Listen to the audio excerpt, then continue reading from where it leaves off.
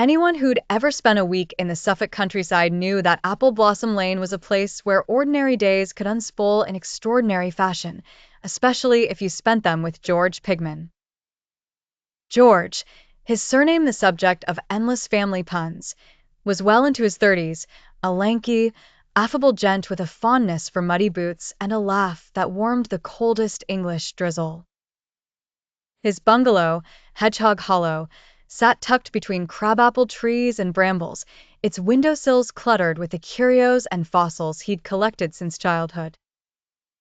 Most people knew him as that friendly chap who worked at the Natural History Museum in town, or as Peppa's younger brother. But as any of his friends would attest, spending a day with George was never just about walks in the woods or tea and scones. No, with George, there was an art to noticing the extraordinary in the everyday, a way of turning the familiar into adventure. These are some of the best George Pigman stories, moments where his heart, humor, and unshakable curiosity turned the simplest hours into full-fledged episodes. It started, as most adventures did, with rain.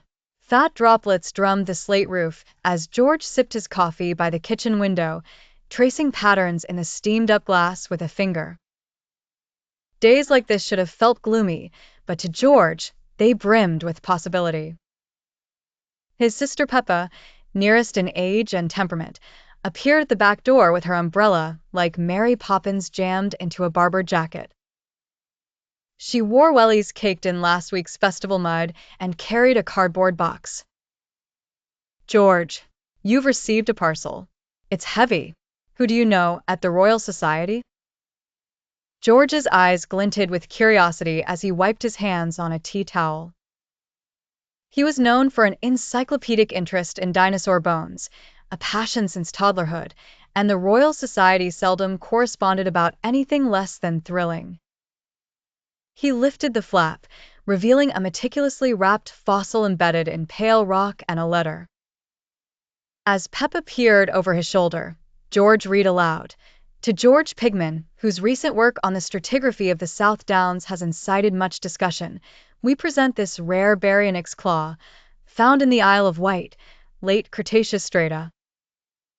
Your lecture inspired one of our benefactors. Do examine and report your theories." Peppa let out a low whistle, eyes wide. "You're famous, you know. Remember when you were scared to talk in seminars? Now you're getting fossils in the post."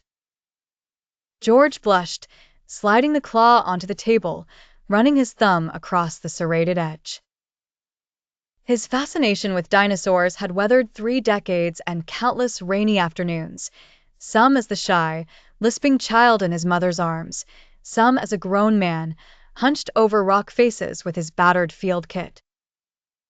And now, even in adulthood, every new discovery still sent a thrill through his bones. Peppa set the kettle boiling and leaned across the table. "We ought to celebrate. How about a proper expedition? Picnic in Puddle Field. Rain never stopped you." Within the hour, they were suited in waterproofs and wellies. Puddle Field was true to name, a wide sheep-strewn meadow pockmarked with shallow pools sparkling like silver coins. George, his spirits surging with the anticipation of a child set loose after lessons, led the way.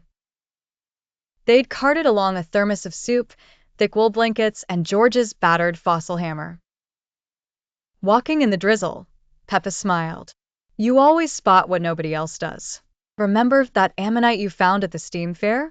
Or that time you rescued Mrs. Fox's hat from the blackberry patch?" George grinned, unbothered by the rain streaking down his face. "It's not luck, just looking closely. The world's full of treasures hiding where no one thinks to check." The picnic was less formal meal than a rolling feast between puddle jumps. Peppa recounted her latest scrap at work. She managed the village bookshop and had recently been locked in an after-hours debate about the shelf arrangement of poetry. George, in between dodging the spray from her deliberate splashes, shared stories from the museum, the troubled new Stegosaurus display, the child who tried to pet the animatronic raptor.